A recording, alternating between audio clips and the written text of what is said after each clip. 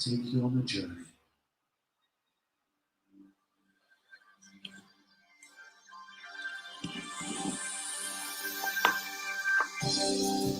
Shalom, shalom, shalom, shalom.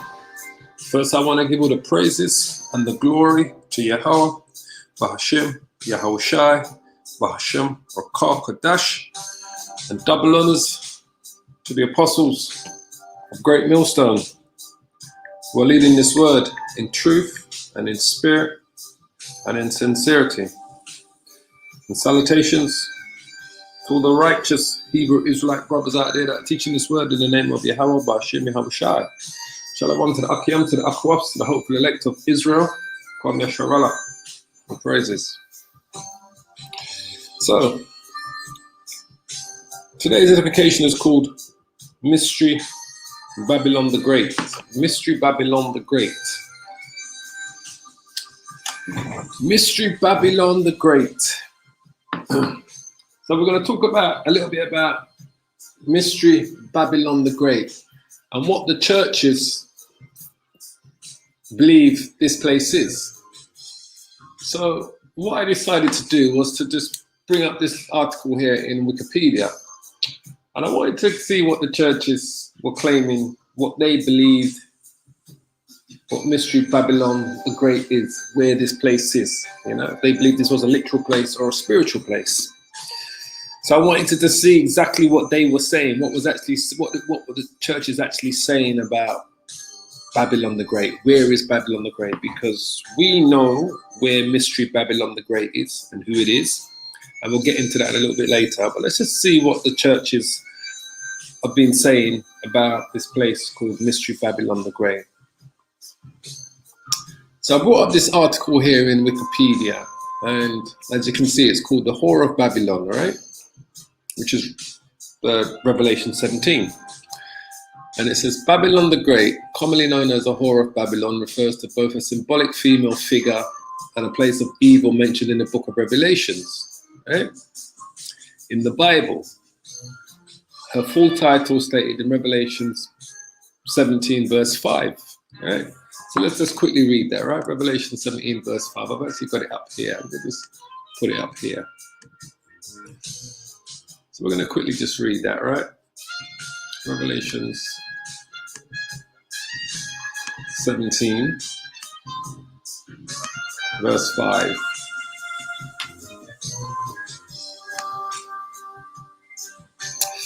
So Revelations chapter 17 verse 5.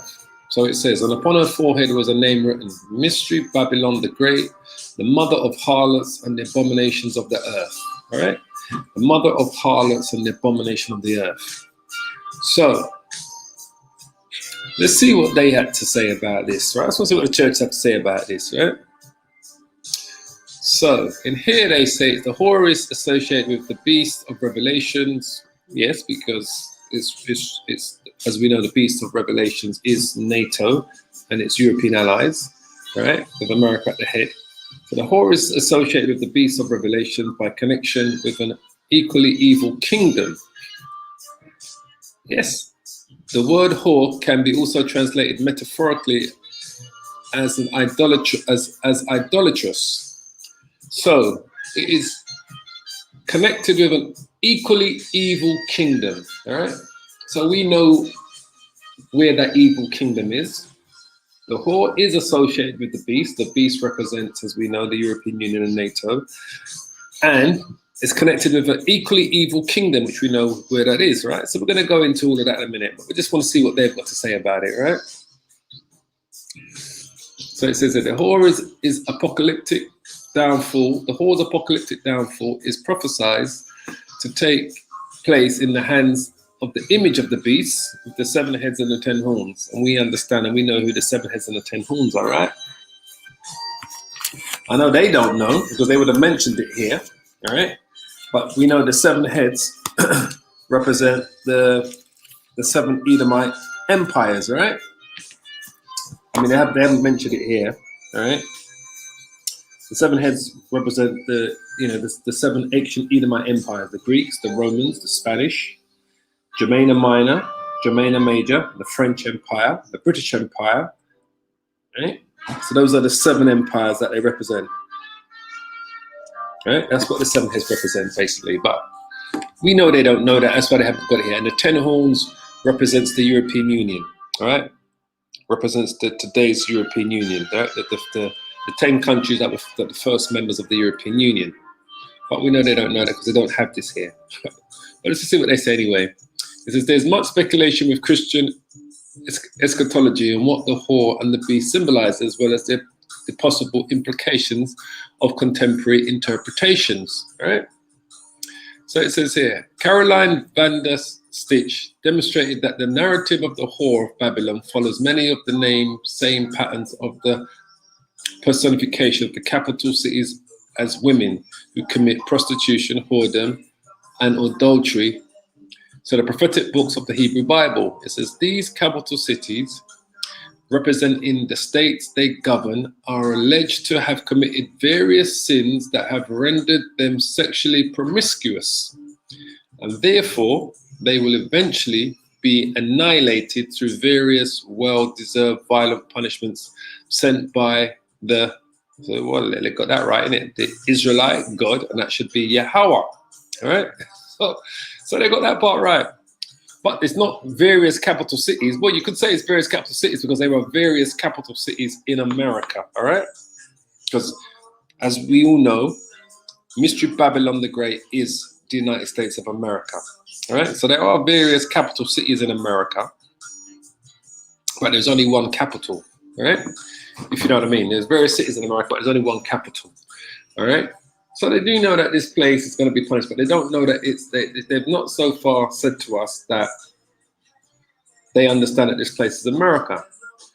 So it says here, let's just jump down to what the churches, consider what the churches want to say. It says here, historicist and idealistic interpretations, right? So here's the Catholic view. The Catholic Church says, in the most common medieval Catholic view, deriving from Augustine of Hippo, the city of God, Babylon and Jerusalem referred to 2 spiritual cities which were spiritually at war with one another throughout all of history. No. Babylon is not a spiritual city. Babylon the Great is not about 2 spiritual cities at war with one another. All right? And Babylon the Great is not a spiritual city, it's a physical city. All right? It's a physical city that's here today. It's a physical place, country that's here today that's referred to. That's metaphorically referred to, symbolically referred to Babylon. So it says Babylon from Babel is interpreted is interpreted as confusion. Absolutely. So the word Babel means confusion, right? So it says Jerusalem's vision of peace. They are mingled, and from the very beginning of mankind, mingled they run on unto the end of the world. 2 loves make up these 2 cities. The love of God makes Jerusalem, and the love of the world makes Babylon. So they've got it down. So the Catholics have got it down as being 2 spiritual cities, which is wrong, right? Because Babylon, Mystery Babylon the Great, is not 2 spiritual cities. All right? So that's who the Catholics believe it is, all right? They say they also represented 2 principles at war with one another inside each individual person, even inside seemingly worldly Christian monarchs. Thus, Augustine could boast approvingly, believing Christian monarchs of this world came to the city of Rome as the head of Babylon. They went not to the temple of the emperor, but to the tomb of a fisherman. On the other hand, even seemingly religious popes could become so entangled in worldly pursuits as to constitute Babylon in Dante's eyes. So as you can see, the Catholic Church ain't got a clue where Babylon the Great is, where Mystery Babylon is. So the Reformation view, let's see what they got to say, right? It says, historicist interpreters commonly use the phrase the whore of Babylon to refer to the Catholic Church. Well, it's not the Catholic Church. Babylon the Great is not the Catholic Church, right? As we know, once again. So the Reformists believe that Babylon the Great is the Catholic Church. So it says Reformation writers like Martin Luther on the Babylonian captivity of the church. So as most early Protestant reformers believe and modern Seventh-day Adventist church teaches that in the Bible prophecy, a woman represents a church. Well, a woman doesn't represent a church. A woman is used to represent the children of Israel. And the woman is also, which is the whore, is used to represent Babylon the Great, because Israel is represented as a delicate woman in the Bible, right? As we know, let's just quickly bring it up. Tender and delicate.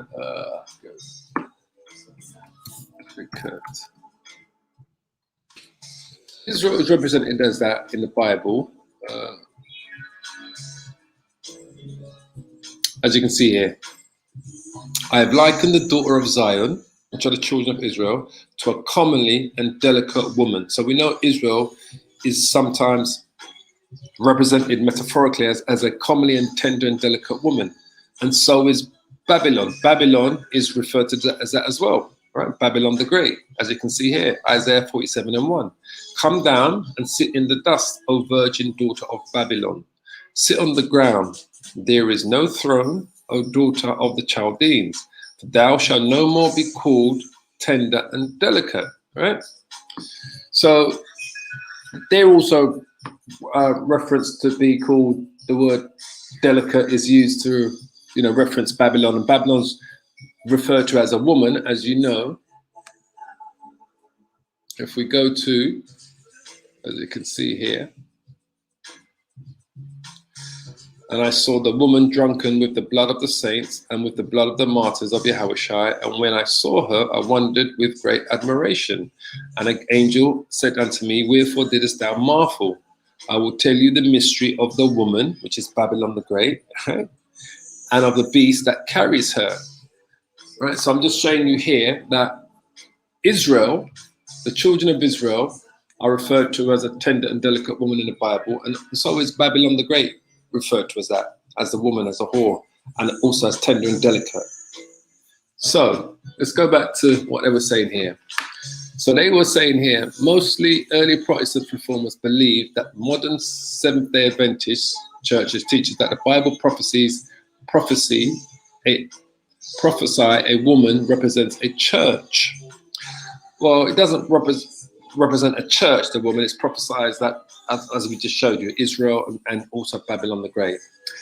And what it says here, I have likened the daughter of Zion to a lovely and delicate woman, because we are the church. So maybe we could even say that because Israel is the church. We are the church. Church just means 2 or 3 gathered together in the name of Yahweh Bashim Yahushai. So maybe we could even say that, but we're talking about Babylon and the children of Israel. So the reformist view believe that, what did they say here? They also believe that the primary location of this unfaithful church is stated in the same chapter. And the woman whom you saw is the great city which reigns over the kings of the earth. So they believe that the church is, the Catholic Church is Babylon the Great. This is what the reformers believe. As you can see, it says, the connection noted above on the 7 hills of Rome is argued to locate the church. Identification of the Pope as the Antichrist was written into Protestant creeds such as Westminster's Confession of 1646. The identification of the Roman Catholic Church with the whore of Babylon is kept in the Scofield Reference Bible, whose 1917 edition identified the ecclesiastical Babylon with the apostate Christendom headed by the papacy, which is the Pope. An image from the 1945 edition of Luther's Bible depicts the whore as wearing the papal tiara. So the Reformation view, which are the Protestants, they believe that Babylon the Great is the church and the Pope. So they've got it wrong, all right? Because it's not the church and it's not the Pope, Babylon the Great, Mystery Babylon. So, Seventh-day Adventists, let's see what they say. Seventh-day Adventists believes that the whore of Babylon represents the fallen state of traditional Christianity, especially the fallen state of Christianity in the Catholic Church. So even the Seventh-day Adventists are leading to believing that the Babylon the Great, they believe it's the Catholic Church, the fallen state of Christianity within the Catholic Church, right? So they've got it wrong. It says other churches, predominantly Protestant, are generally considered either part of the harlot of her daughters. Well, all of you churches are part of the harlot of her daughters, but we're specifically talking about where is this place, Babylon the Great. So we don't want to get sidetracked, right? Where is this actual physical place? We want to understand what you Christians believe Mystery Babylon the Great is. We want to see what you're saying. So Seventh-day Adventists believe it's the Catholic Church as well, right? They believe Adventists further hold the view that the persecution of the saints in Revelation 17 and 6 represents the persecution of believers who rejected the doctrines which are introduced by the Roman Catholic Church because they are based on pagan Roman beliefs.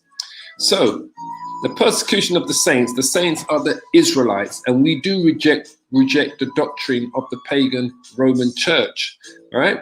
So in a sense, they've got that right where they say that the persecution of the saints in Revelation 7:16 represents the persecution of the believers who reject the doctrine, right, introduced by the Roman Catholic Church. But I can tell you now, they don't understand that the saints are the children of Israel, right? It's not this Christianity view that anyone that believes in the Lord is a saint. So it says the persecution of anyone, as you can see, who opposed the Catholic Church during the Middle Ages, especially by the Inquisition, and the persecution of the Waldensians and the Huguenots are cited as examples of this persecution. So the Seventh-day Adventists interprets Revelation 7:18 as a prophecy about the false church which has power over the kings of the earth. So they believe it's the church, right? They believe it's the Catholic Church. They believe they consider the Pope to be an apostasy for allowing pagan rituals, beliefs, and ceremonies to come into the church, right? He definitely is an apostasy, but Babylon the Great has got nothing to do with the Pope or the Catholic Church. They consider the papacy as the continuation of the Roman Empire, all right? Well, the papacy is just part of the Roman Empire, but the continuation of the Roman Empire comes from Babylon the Great itself, from this place called Babylon the Great, which we know is the United States of America. So Seventh-day Adventists have got it wrong because they believe it's the Catholic Church, they believe it's the Pope, and so forth. So they say here, for the secret power of lawlessness is already at work, but one who now holds it back will continue to do until he has taken out of his way. So they quote what it says there, 2 Thessalonians 2:7, right? So they have got it wrong completely, right?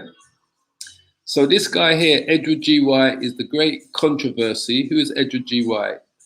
Was an American author and co-founder. Ellen G. Goldwhite was an American author and co-founder of the Seventh-day Adventist Church. Oh, right, I didn't realize that. Okay.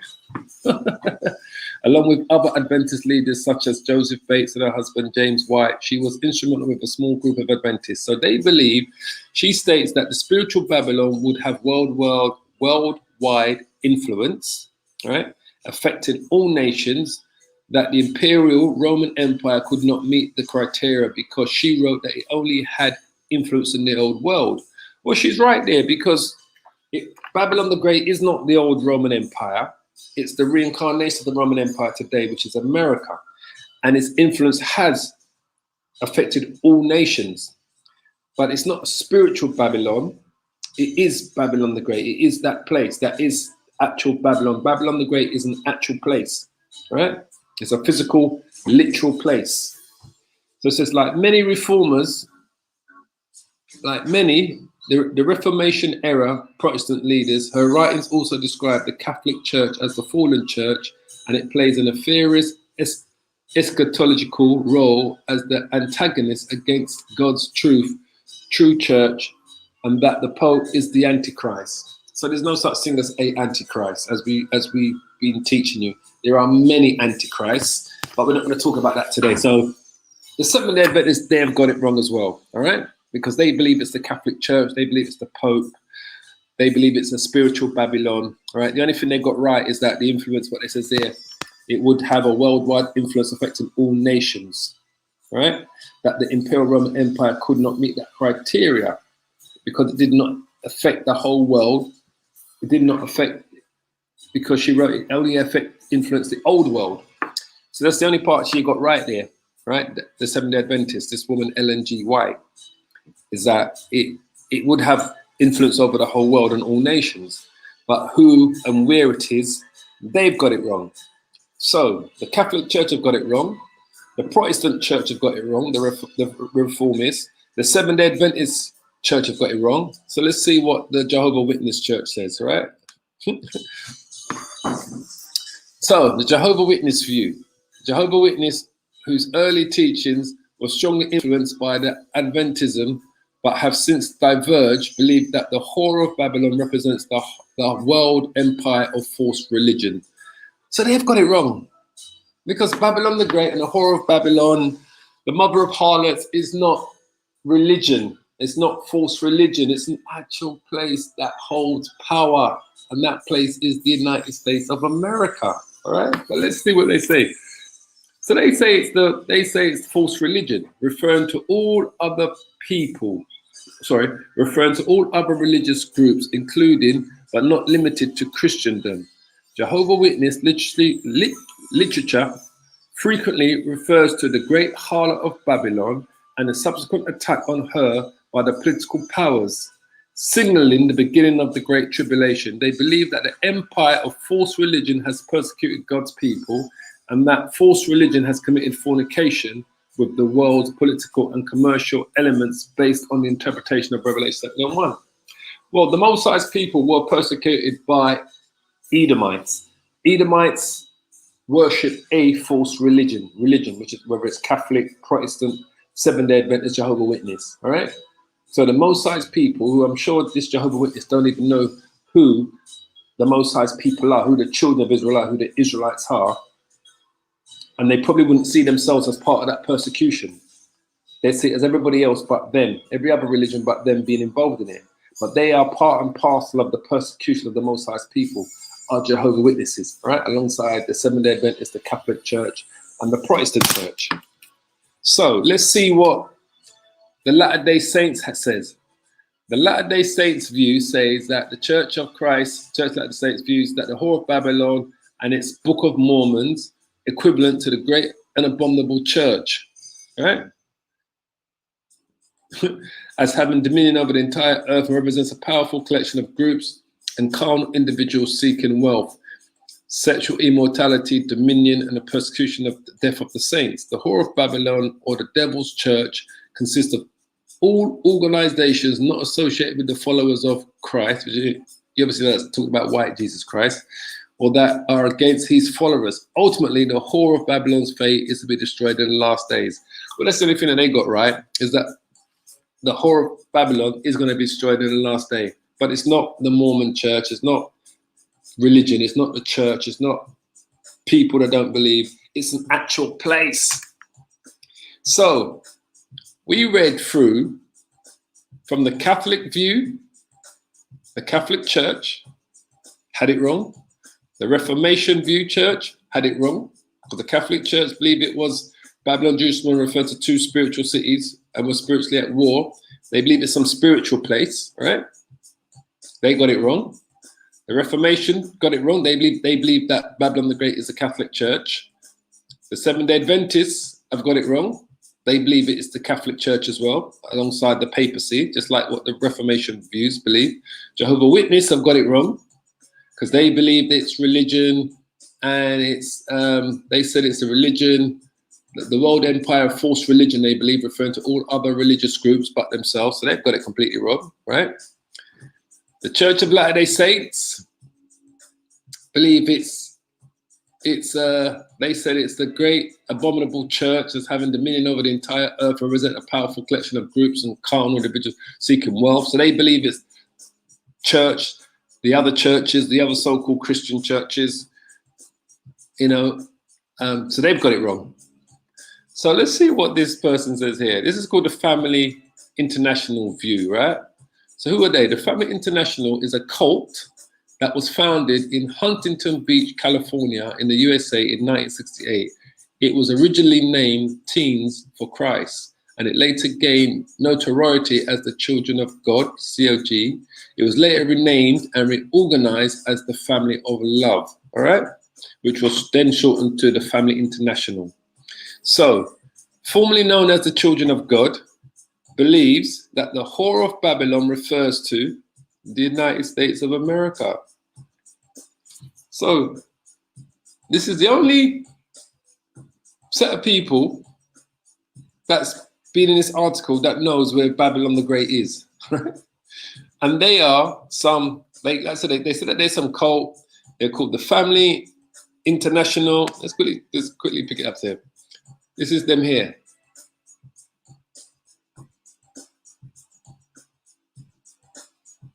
They call themselves the Children of God. So this little small commune somewhere, right? I'm not sure what their teachings are in terms of the scripture, but the one thing that we know they've got right, this small outfit here, minuscule outfit. I'm not even sure how many members they got. Let me see if it shows you how many members they've got right. Founders, David Berg, the branch is called founded in 1968. They said they had 130 communities around the world, right? So 130 communities around the world.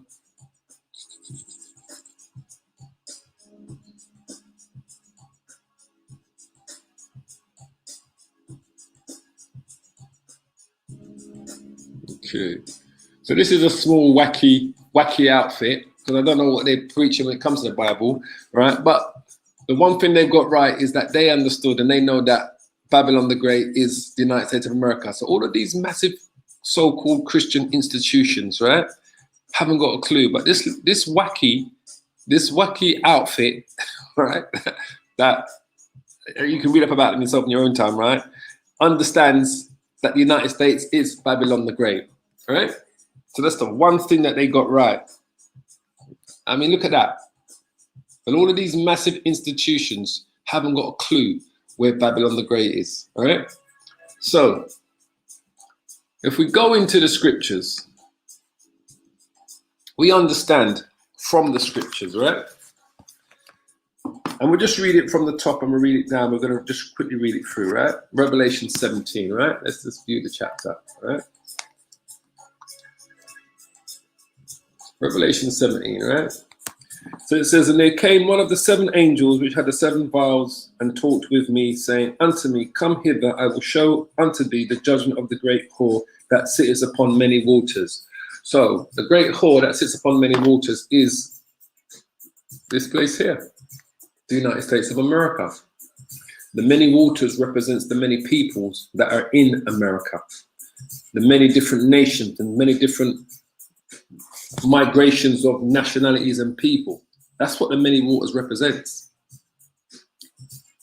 So Mystery Babylon the Great is an actual place. It is not what all of these, you see, all of these institutions, these so-called Christian institutions have got billions of dollars and pounds behind them. They've got churches all throughout the world, everywhere, haven't got a clue. Haven't got a clue. Why? Because these people that go to those places are not the children of God. They're not the Israelites. Israelites are mixed up amongst their congregation, but they're not Israelites that we consider the hopeful elect, the elect, because they have no understanding of what the Bible says. And those people that are preaching to them in those churches haven't got a clue where Mystery Babylon is or what it is. Mystery Babylon is the United States of America, and it's quite clear in the Bible that's where this place is. So the scripture says, verse 2, it says, and there came one of the 7 angels, it says, verse 2, it says, with whom, let me just start back at verse 1. It says, and there came one of the 7 angels which had the 7 vials that talked with me, saying unto me, come hither, I will show unto thee the judgment of the great whore that sitteth upon many waters. The many waters represents the many people, the many nations that are in America. It says, with whom the kings of the earth have committed fornication, and the inhabitants of the earth have made drunk with the wine of her fornication. So what's the wine of her fornication? Her philosophies, her beliefs, her democracy. That's what America does, right? She goes around the world invading countries, instilling her democracy, 2-party system, right, left, Democrat, Republic, Labour, Conservative, call it what you want. That's what they do. Their system, their way of life. Remember, the cornerstone of America's beliefs is homosexuality. It's one of the cornerstones that it looks to implement when it implements its democracy. So the wine of her fornications, her beliefs, her philosophies, that's America. Verse 3, it says, so he carried me away in the spirit into the wilderness, and I saw a woman sit upon a scarlet-colored beast, full of the names of blasphemies, having 7 heads and 10 horns. And we already told you the 7 heads represent the 7 Edomite empires: the Greeks, the Romans, the Spanish, Germania Minor, Germania Major, France and Britain. The 10 horns represents the 10 countries that were first members of the European Union. It was called the Treaty of Rome. That's what they put together, all right? So I'm just going to quickly read through, like I said, I'm going to read through this because I don't want to spend too long on this, but I want to get some understanding of this. It says, and the woman was arrayed in purple and scarlet color, and decked with gold and precious stones and pearls, having a golden cup in her hand, full of the abominations and the filthiness of her fornication. So this is metaphorically talking about America. This downtrodden, wicked, abominable, sacrilegious place. That woman that was arrayed in purple and scarlet color, decked with gold and precious stones and pearls, having a golden cup in her hand, full of the abominations and filthiness of fornication. It metaphorically represents what America represents. Pornography is rife in America. It's a cornerstone of America. Homosexuality, LGBTQ is rife in America. America's a corrupt country. It's a wicked country. It's a country that's built on genocide and blood. It's evil in what it does, what it's done, and what it continues to do. That's America. That's what this is talking about. This is talking about a place, an actual place. I'm just going to grab some water, family. An actual place. This ain't talking about no person.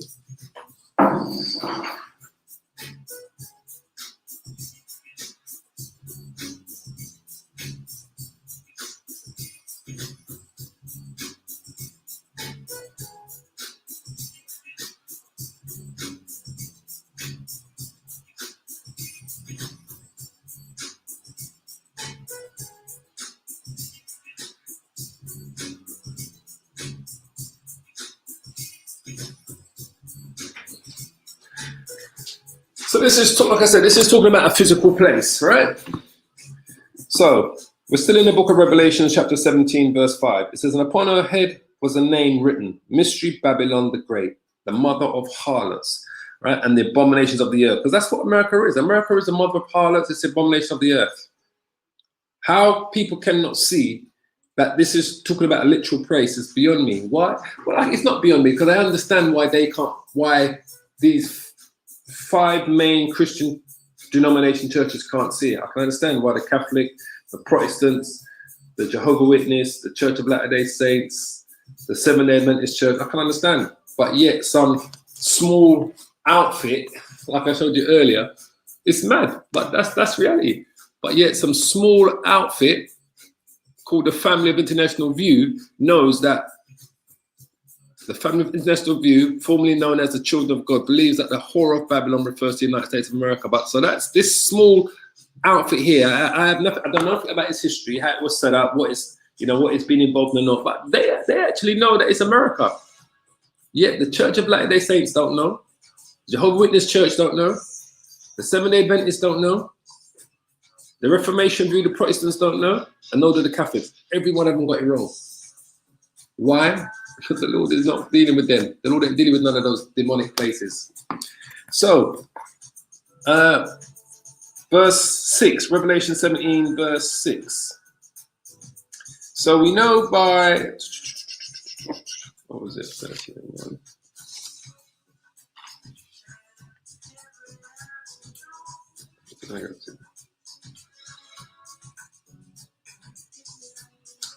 It was in verse, where was we? Was in verse 6, right? And it says, and upon her forehead was the name written, Mystery Babylon the Great, verse 5, sorry, the mother of harlots and abominations of the earth, which is America, because America is an abomination of the earth, right? That whole place is an abomination to the Most High, to Yahweh Shai. So verse 6, so Revelation 17, verse 6. And I saw the woman drunken with the blood of the saints. So who are the blood of the saints? Those are the Israelites. Those are the Native American Indian tribes of North America that were murdered by these Edomites that came and invaded the land from Europe. The blood of the saints were the African Americans, West Indians and Caribbeans that were taken to the Americas by slave ships.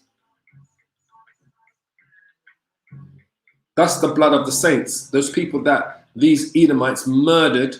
This is why these churches can't see it, because they would have to accept that all of their people, all of their ancestors, everything they believed in, because remember, the Pope himself gave them the green light to take our ancestors into slavery. It was called the Papal Bull, right? And to take the land from the Native American Indians. I think they call it the Papal Bull. We can quickly find it.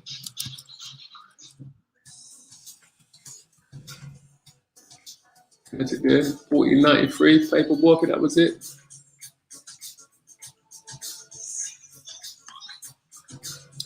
AD 1493, the Pope asserts rights to colonize, convert, and enslave.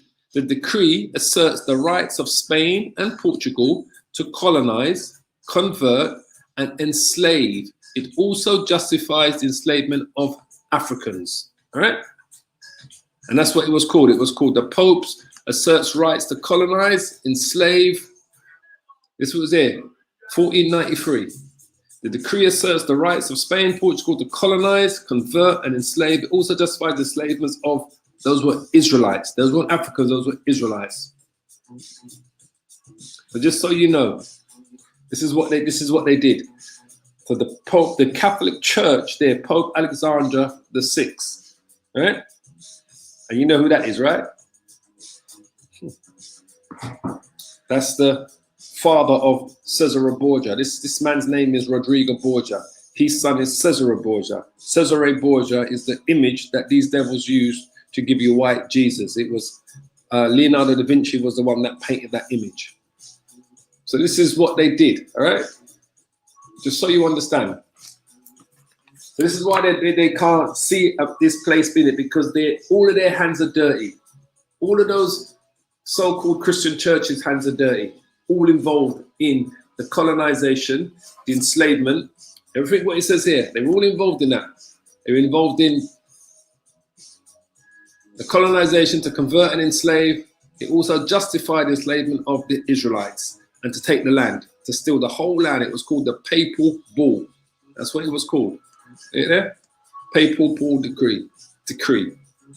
So all of these outfits, the Catholic Church, the Reformation, the Seventh-day Adventists, Jehovah's Witness, Church of Latter-day Saints, they was all involved in this.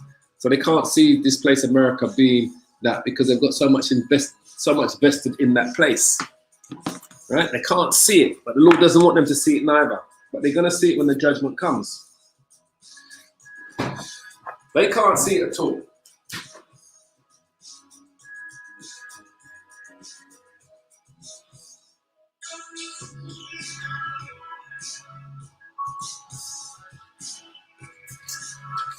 So where was I? Revelation 17. Hold on, let's quickly find this precept.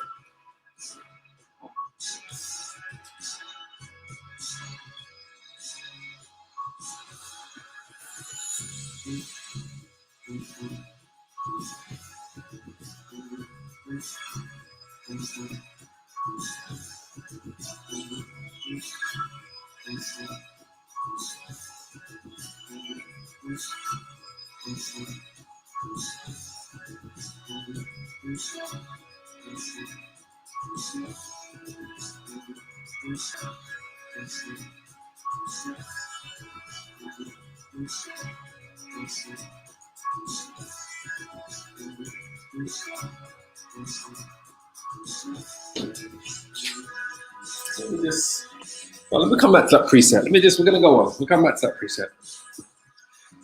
So, that precept was in Habakkuk. I'm going to quickly pull it out. Habakkuk chapter 2. I was looking for it, but I got it anyway.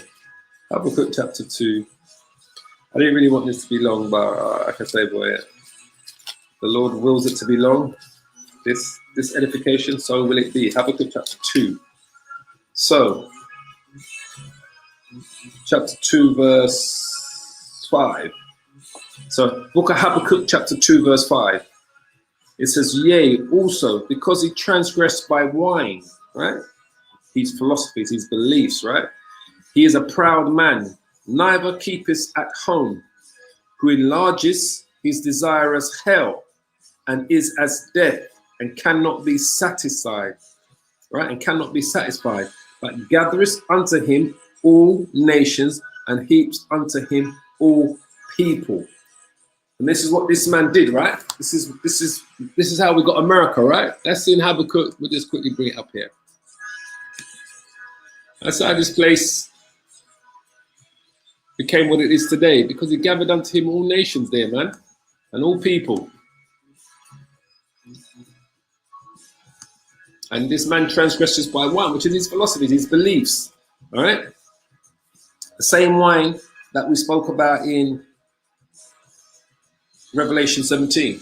It says, yea, also, because he transgressed by wine, his philosophies, his beliefs. That's what he does, right? He is a proud man. Esau is a proud man. These Edomites are proud people. Neither keepeth at home, right? He neither keepeth at home, who enlarges his desire as hell. Hell represents the grave. How did he enlarge his desire? Because the Pope gave him it's called the Papal Bull. Pope Alexander VI issued a papal bull or decree. It's called the Inter Cateria, in which he authorizes Spain and Portugal to colonize the Americas and its native peoples as subjects. That's what these Edomites did. The decree asserts the right of Spain, the Spanish Edomites, and Portugal, the Portuguese Edomites, to do what? To colonize the Americas, where the 10 lost tribes were, right? And try to convert the Native American Indian tribes, right? From their true beliefs, from believing in Yahweh Bashim Yahushai, to start worshiping white Jesus. That's why so many of the Latinos, Hispanics, Mexicans, Puerto Ricans are wrapped up in this white Jesus, white Mary, worshiping idols and praying to little statues and little idols of white Jesus, white Mary, and white Joseph in a corner with candles. And because these people come and did it. They did a 160 on them, a 180 on our people. And then they enslaved us. They enslaved the natives, and they also enslaved, as you can see, it also justified the enslavement of, it says Africans, but those are the Israelites that they took from the West Coast. So I'm just trying to show you here. This is the precept for what we just read in Revelation 17. What was it? When it says there, and I saw the woman drunken with the blood of the saints are the Israelites, right? And with the blood of the martyrs of Yahushai. And when I saw her, I wondered with great admiration, right? Because she came with her cup of wine. That woman is America. The blood of the saints that she was drunken with tells you here, this is how she got drunk. It says, he is a proud man, neither keepeth at home, who enlarges his desire as hell. That's him getting himself drunken with the blood of the saints, and is as death. As Esau getting drunken with the blood of the saints. The saints are the Israelites, who they called Native American Indians and who they called Africans, right? And cannot be satisfied. This man not could be satisfied because he wanted all of this land, every last drop of it, because it was prophesied. You see, this man had to take all this land. He had to create this place that's prophesied in the Bible called Mystery Babylon the Great. That's what we must understand. All of what Esau did was prophecy, because now he was in the process of creating this place called Mystery Babylon the Great, today known as the United States of America. That's what he did.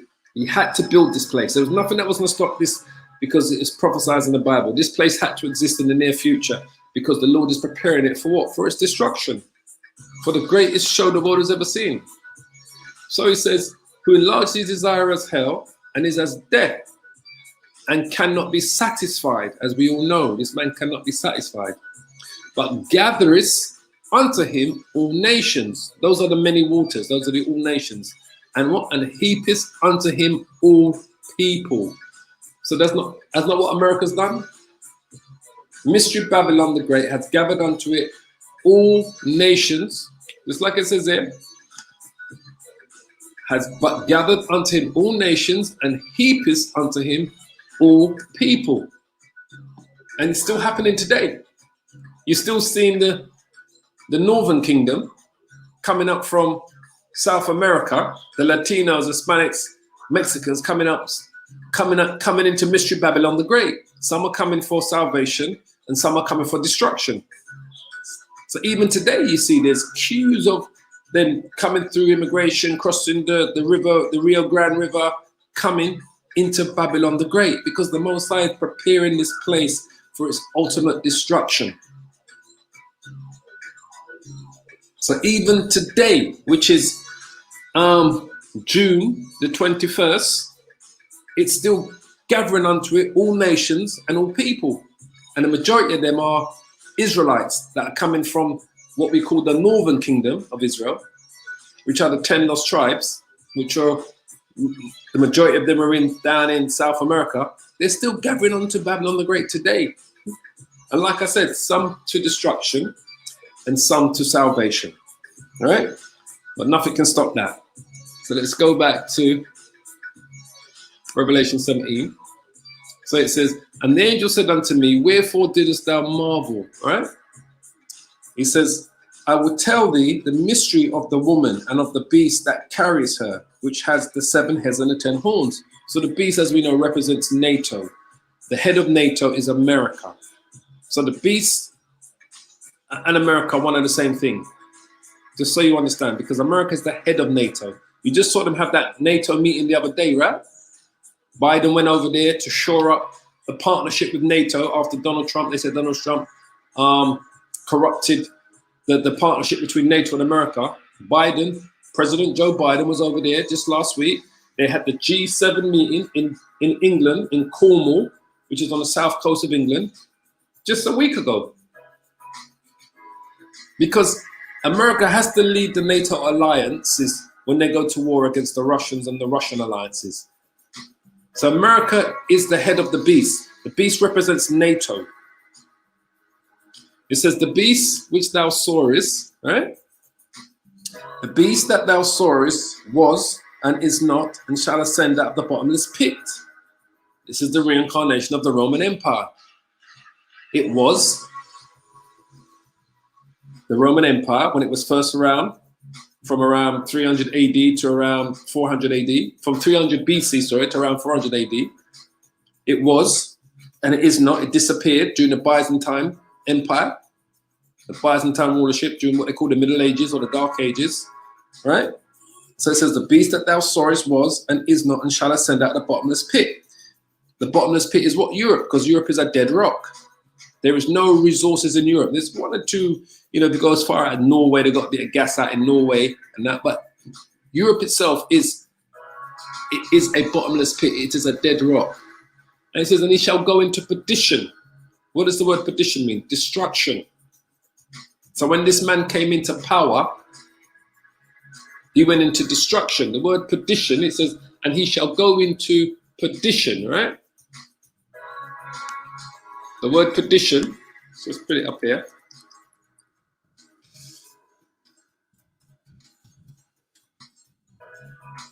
He shall go into perdition, right? It talks about him here. Let no man deceive you, yet by any means, for that day shall not come, except there come a falling away first. That's what happened to Israel. They fell away, lost their heritage, taken out of the land, and that the man of sin, which is Esau, be revealed.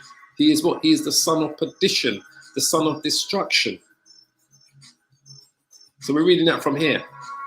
And the beast that was, sorry, from 17:8, right? He says, he shall go into perdition, right? So we can quickly look at the word perdition here. And you can see, we'll just quickly show you.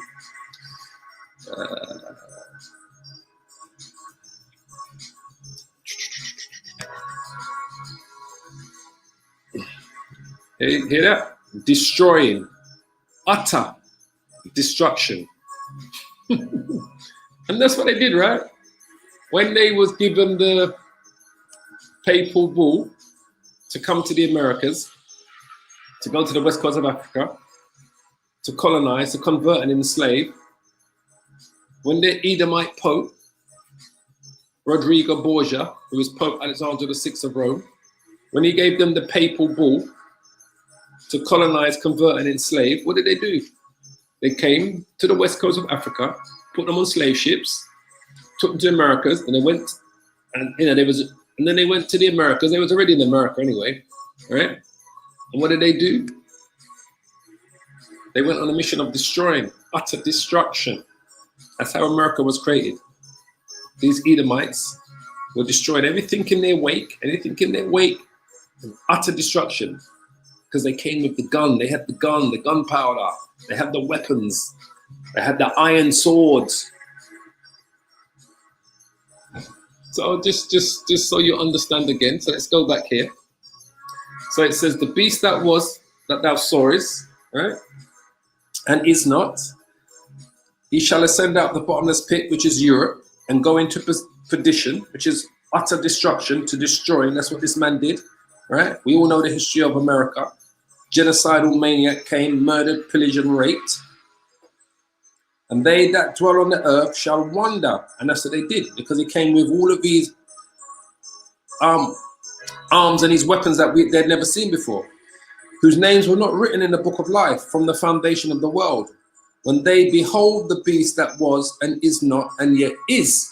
So when they behold the beast that was the Roman Empire, and is not, disappeared between 400 AD and 1400 AD for 1,000 years, and yet is, came back again. Remember, he went into, it tells you in the book of Revelations 20 that this man went into, it's Revelations 20, just quickly bring it up. Revelations 20, told you about this man, right? Revelation 20:3. It says, let's start at verse 1. It says, and I saw the angel come down from heaven, having the key of the bottomless pit, which is Europe, the European Union. That's when the Roman Empire lost its power. And a great chain in his hand. And he laid hold on the dragon. The dragon represents the Roman Empire. Esau represents the Edomites, right? That old serpent, which is the devil. The word devil just means to deceive, right? And Satan, and bound him 1,000 years. That's what they call the Dark Ages, right? 1,000 years of Esau had no power. The Dark Ages was when dark-skinned people of color ruled Europe, right? And cast him into the bottomless pit. And they shut him up. He was no longer in power. That was the Roman Empire, come out of power. Around 400 AD this happened. And set a seal between 400 and 500 AD. And set a seal upon him that he should deceive the nations no more. Till what? Till the 1,000 years should be fulfilled. And after that, he must be loose in a little season. And we're in that little season now. That little season began about 50 years before he issued this papal bull. About the beginning of the 15th century. So about 1400, which is the beginning of the 15th century. So 1400 will be the beginning of 15th. That's when that little season began. And we're still in it now. This is why we know this man's rulership's coming to an end. So this is when Esau came from the Caucasus Mountain and started to take down Europe bit by bit. And then Ferdinand, the king of Portugal, and Isabella, the queen of Spain, joined together. And they got this papal bull, and they went on a murdering. They went on the road of perdition, destroying. That's what they did. So it says here, where was we? The beast that thou sawest was and is not, and shall ascend out of the bottomless pit and go into perdition, which what we just read in Revelations 20, right? And they that dwell on the earth, shall wonder, whose name were not written in the book of life from the foundation of the world, when they behold the beast that was and is not and yet is. And here is the mind which has wisdom. The 7 heads are 7 mountains on which the woman sitteth. All right. The 7 heads represent the 7 empires. ancient Edomite empires, the Greeks, the Greek Empire, the Roman Empire, the Spanish Empire, the French Empire, the British Empire, Germania Minor and Germania Major. All right, that's what they represent. And the beast that was and is not, even he is the eighth. That's the American Empire. Because what? Because and is of the seven, because he comes out of those seven Edomite empires. Remember, as America is a nation of all of those Edomite empires that came to America from Europe, from out of the bottomless pit. So he is the eighth. America is the eighth. And he's of the seven. Because all of those seven, which are all of those ancient Edomite empires of Europe, came to the Americas under the guise of the papal bull to colonize, convert, and enslave. So these are all of the Europeans that came from those ancient European empires, from the Greeks, the Romans, the Spanish, Germania Minor, Germania Major, the French, the British.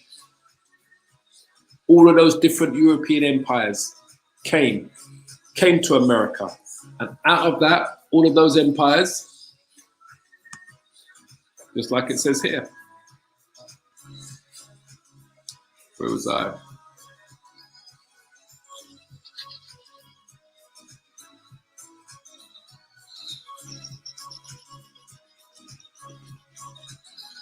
I lost myself. Hold on.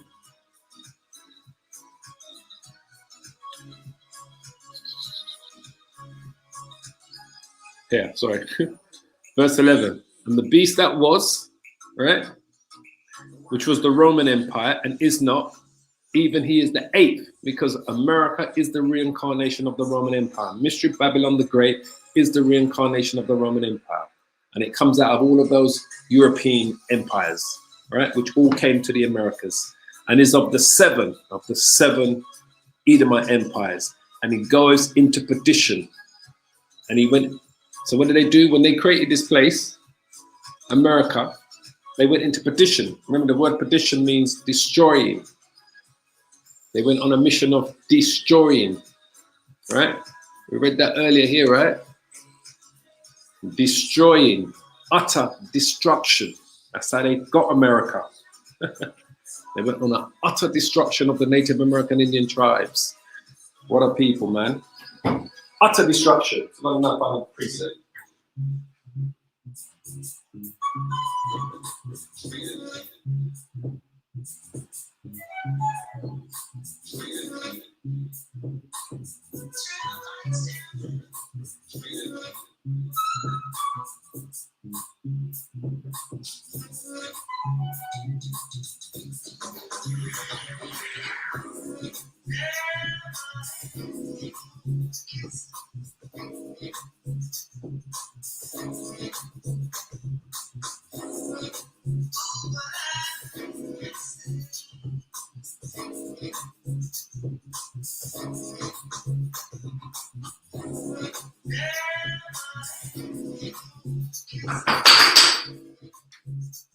Let me just because if I keep calling precepts, we're going to be here all night. I've got so many precepts for you. We're going to keep on reading. So, verse 12, right? Let's go back to it. Let's just quickly finish it off. There's only a few more verses. Because if I keep bringing that precept, we're going to be here all night. And I'm really enjoying this breakdown that we're doing right here, this edification. And the 10 horns which thou sawest are the 10 kings, which are the European Union, right? Because they are part, it was called, of the Treaty of Rome. They were the first members of the European Union, right? They're not the actual first members, but it increased. The first members were 6 European countries, and then about another 3 or 4 joined. And this is what these 10 horns represent. Saurus are the 10 kings, right? I mean, today the European Union is about 27 countries. All right, but this is who it represents, the European Union, the 10 horns, because originally it was 10 of them. I think it was 6 or 7 that started. And then when they did the Treaty of Rome, it was 10. That's what they called it, the Treaty of Rome. Let's quickly find it. It's called the Treaty of Rome.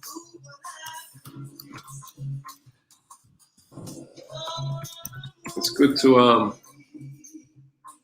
quickly bring these things up. See, the European Parliament, the Treaty of Rome. This is what we're talking about here. 2 treaties were signed 25th of March. The treaty established the European Economic Community ECC, and a treaty establishing the European Atomic Energy Community. For both the new community, decisions were taken by the Council, and a proposal. The Parliamentary Assembly is to be consulted and give its opinions. Da, da, da, da, da. But that's what it is. It's called the Treaty of Rome. That's what makes it. That's who the 10 horns are. They did this. I don't know if it shows you here the actual members. I don't see the pictures there. So this was Esau, just so you can see. That's them signing the Treaty of Rome. This is your Edomites.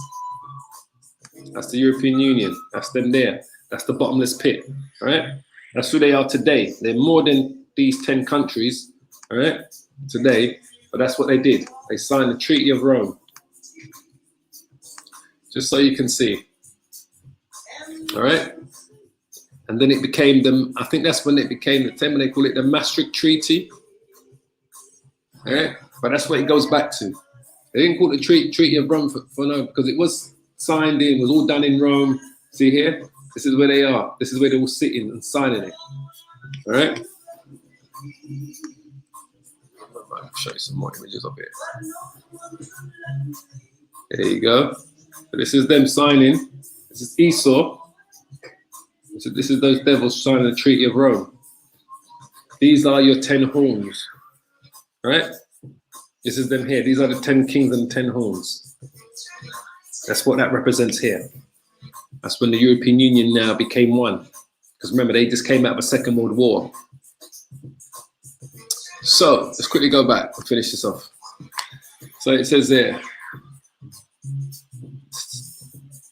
and the 10 horns which thou sawest are 10 kings which have received no kingdom as yet, but receive power as kings 1 hour with the beast. All right. Remember, the beast is NATO. The head of NATO is America. America and the beast are one and the same thing. All right.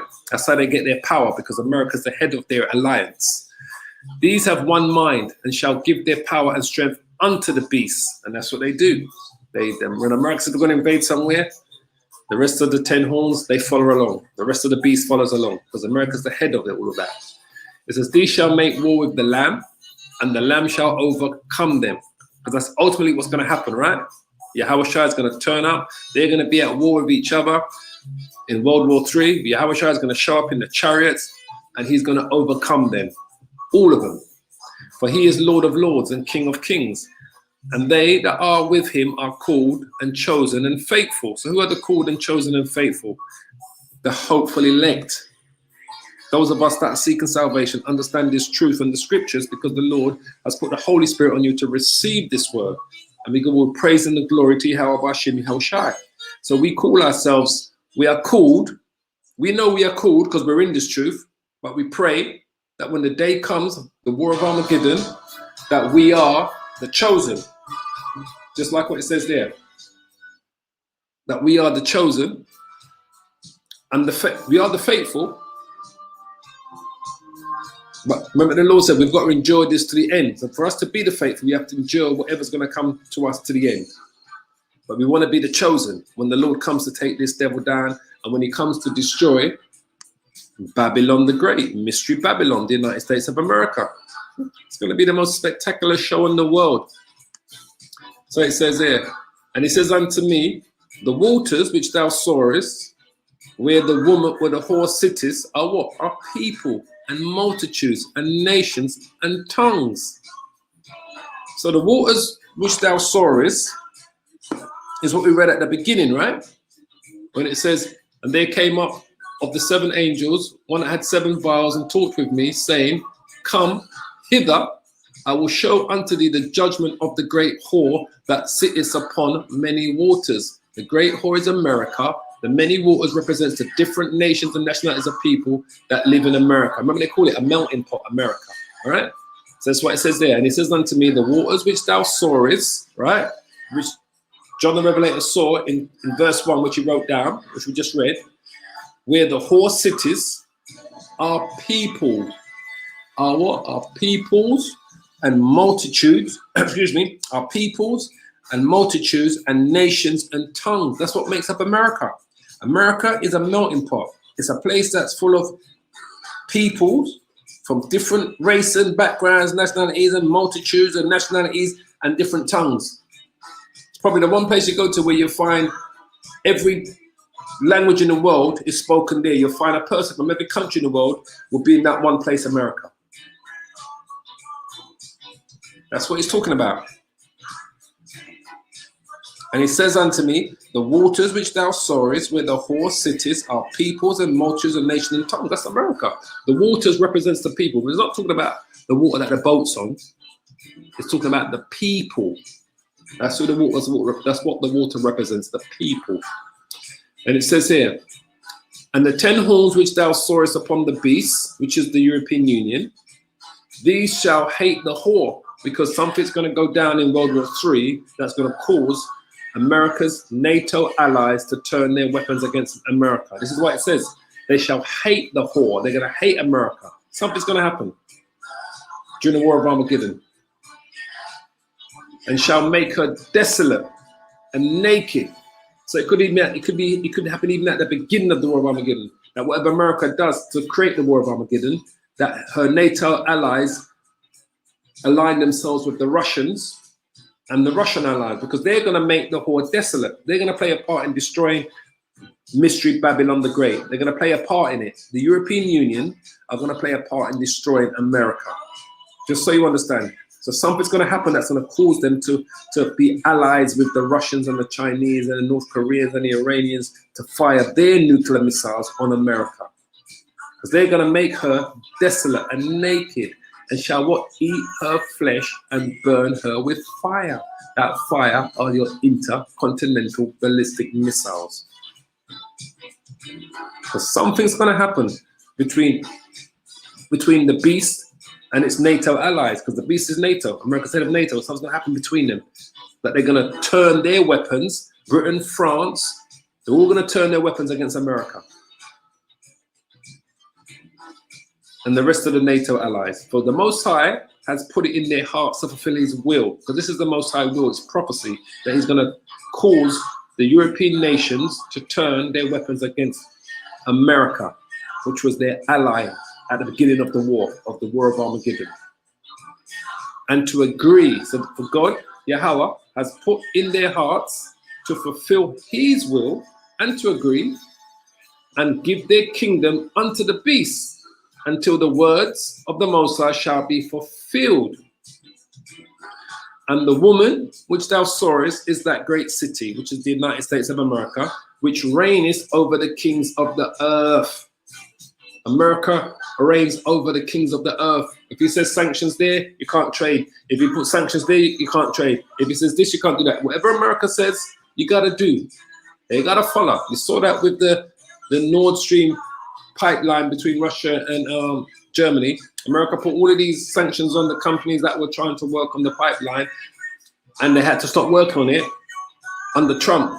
And then when Biden came in, President Biden made an agreement with Merkel, the German government, to say, okay, we're going to let you finish it because it's gone so far, and made whatever agreement behind the scenes that they could finish that Nord Stream 2 pipeline that's going to send natural gas from Russia directly to Germany. But when Trump was in presidency, he put a whole stop to it, and he put sanctions against any company that was dealing with it. So the woman, which is America, which thou sawest, is that great city, the United States of America, which reigneth over the kings of the earth, because whatever she says go. That's the woman. That's Mystery Babylon the Great. It's the United States of America. So I wasn't planning on going through Revelation chapter 17 all the way through, but the Spirit just took me through. There would be many more precepts that I could have given you, but if I did, we'd be there all night, basically. I've got so many precepts that I could have given you, but I just wanted to show you that these churches ain't got a clue, from the Catholic to the Reformation to the Seventh-day Adventists to Jehovah's Witnesses to the Latter-day Saints, haven't got a clue that America is Babylon the Great. They all got it wrong. It's this place here. So anyway, I'm going to call it a day there. I normally try to do it to the hour, but I can see that we've gone over the hour mark. But it's all good. It's all good, because like I said, it's all about edification. And if the Lord puts a spirit on me to go over the hour, so shall it be. It's not my will, it's the Lord's will. I'm just doing the Lord's will. And I just pray that the Lord continues to put the spirit on me to keep on edifying you with this truth right up until the day, because we consider ourselves the hopeful elect. Hopefully we'll be chosen. We consider ourselves the faithful ones of Yahweh Bashim El Shai, and we want to receive this salvation and this rulership that's coming when the Lord comes. And we know that's very near, very near. We just got to keep doing what we do best. All right? So, I say again, I pray this was an edifying lesson to all of the Akiyams and Akawas out there, to all of the brothers and sisters, to all the hopeful elect. Until we meet again, family, Shalom, Shalom, Shalom. Yeah, all praises. I enjoyed today's edification, absolutely. Not to say I didn't enjoy any other day, but I kind of felt it today again. Once again, the Spirit working with me in tandem. All praises. I want to say we give the glory to Yahweh Bashim Yahushua. So Shalom, Akayams, until we meet again. Shalom. Keep safe, family. Keep safe.